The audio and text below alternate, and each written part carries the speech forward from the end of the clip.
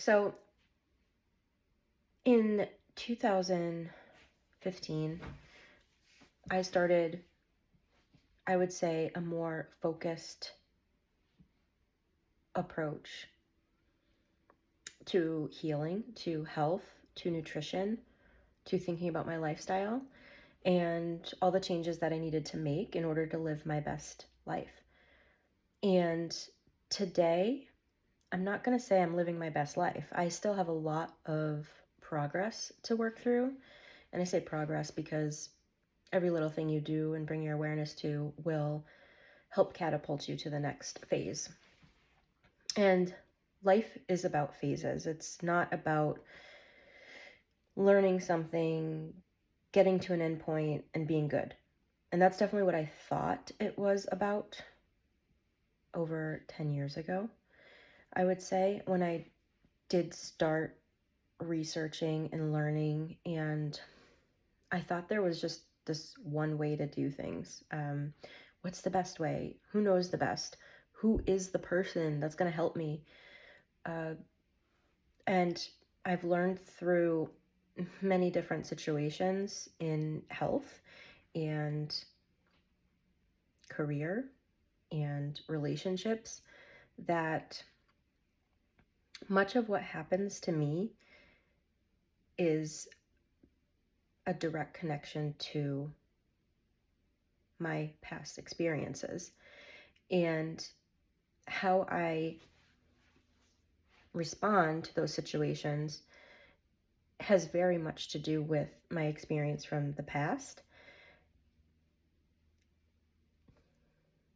of whatever it was. And in healing, a lot of the words used are trauma and how to get past trauma. And that was a trigger word for me because I never felt like I had a serious trauma related experience in my life, especially in my childhood. I never associated any of my experiences with traumatic experiences. I mean, they were just my experiences, and they weren't that bad compared to many other things I've learned from other people in their life and what had happened in their life. And I remember a talk that I had with, or a conversation I had with two of my girlfriends. And, I was sharing a story about my relationship. And I said, it's not a bad relationship. I mean, he doesn't abuse me, and he doesn't, hit me, and he doesn't, and I was going through this like long list of things that he doesn't do. And one of my girlfriends said, this is your life, Brooke. This is your future. This is what you're going to be and who you're going to be with for every day of your life. Are you sure? You just compared your relationship to someone who doesn't hit you. Why is everything else okay? It doesn't matter. Like, if it doesn't make you feel good overall, then there's a problem with the communication, or there's a problem with the relationship. And I guess